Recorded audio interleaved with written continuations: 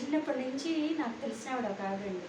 ఆవిడ బాగా కష్టపడింది. ఆవిడకంటూ ఒక లక్ష్యం ఉండేది. ఏంటంటే ఎలాగైనా సరే తనంటూ ఒక చిన్న ఒక సెక్యూర్ లైఫ్‌ని గెయిన్ చేయాలి. పిల్లల్ని చక్కగా చదివించుకోవాలి అని తెల్లవార్లు ఆహ్, పద్దాకా ఇంకా ఉదయం త్వరగా లేవడం, మళ్ళీ లేట్‌గా నిద్రపోవడం ఇలా చాలా కష్టపడ్డాను. అలా అలా కష్టపడి కొన్ని ఇయర్స్‌కి నిజంగా ఆవిడ అనుకునింది సాధించగలిగేది. ఈలోపు ఎన్నో ఎత్తుపల్లాలు చూశారు. ఎన్నో ఫ్యామిలీ సమస్యలు ఎదుర్కొన్నారు. ఓకే. ఆవిడ ఆవిడ ఎయిమ్ ఏంటంటే ఏదైనా ఒక ఇల్లు, సొంత ఇల్లు అనేది ఏర్పాటు చేసుకోవాలి. పిల్లల్ని ఏ ఇబ్బంది లేకుండా మంచిగా చదివించుకోవాలి. తను అనుకున్నట్లుగానే ఒక ఇల్లు కట్టుకోగలిగారు. ఆహ్, ఓకే.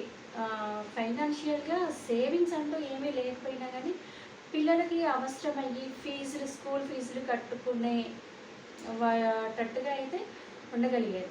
అయితే ఇంక రాను రాను ఇట్స్ ఓకే. ఇంక చాలు అనుకుంటూ ఆవిడ ఒక రిలాక్స్ మోడ్‌లోకి వెళ్ళిపోయారనమాట. రిలాక్స్ మోడ్‌లోకి వెళ్ళిపోయి తను ఇంతకుముందు చేసే పనులన్నిటిని తగ్గించుకోవడము, వదిలేయడము, ఎందుకు అనవసరమైన బర్డెన్ అనుకుంటూ అలా అలా వదిలేయడము, అలా చేస్తూ వచ్చారు.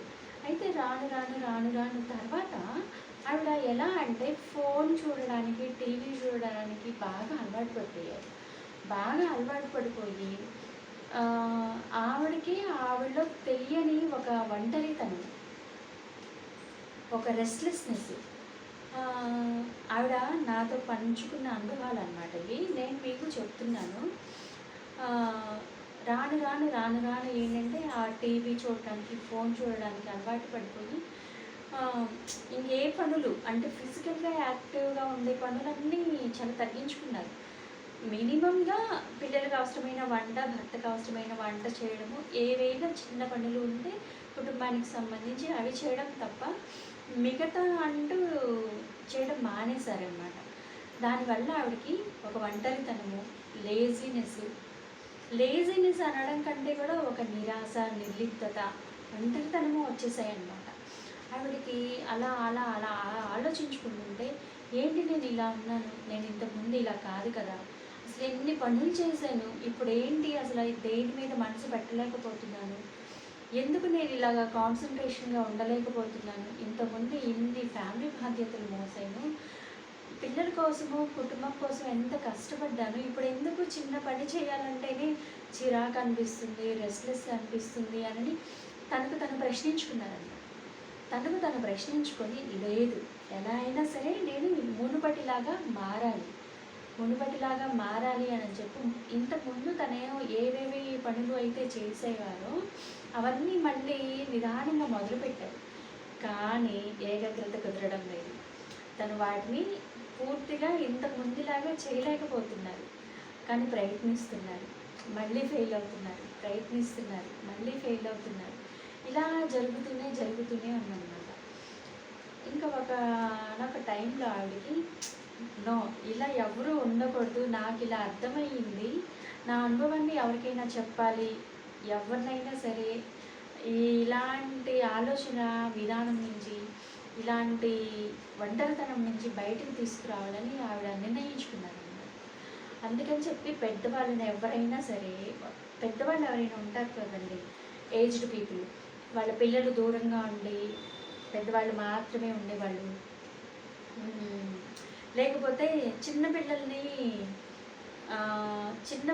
మెయింటైన్ చేసి అంటే పసిపిల్లలు ఉన్నవాళ్ళు ఇంట్లో పనులు మెయింటైన్ చేసుకోలేక చిరాకు పడుతూ, కోపపడుతూ ఉండే వాళ్ళకేంటంటే ఇట్స్ ఓకే అమ్మా, ఏమవ్వదు, అదే అవుతుంది అని ధైర్యంగా పాజిటివ్ మాటలు చెప్పడం అనేది మొదలుపెట్టిందన్నమాట. అందరేమో ఆంటీ మంచివారు, ఆంటీ మంచివారు, ఆంటీ మంచివారు అని అంటారు.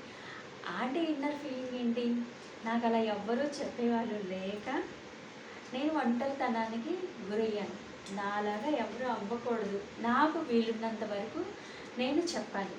ఏదో ఒక పని క్రియేట్ చేసుకోవాలి అనుకుంటూ అలాగా వీలున్నంత వరకు ఎవరైనా వస్తే వాడికి చెప్తుంది. లేదా ఎవరైనా సరే తనతో తమ సమస్య షేర్ చేసుకుంటే కనుక ఆ ప్రైవసీని కాపాడుతుందన్నమాట. అంటే వాళ్ళు ఆ విషయాలు చెప్పినవి మళ్ళీ పక్కన వాళ్ళకి చెప్పదు.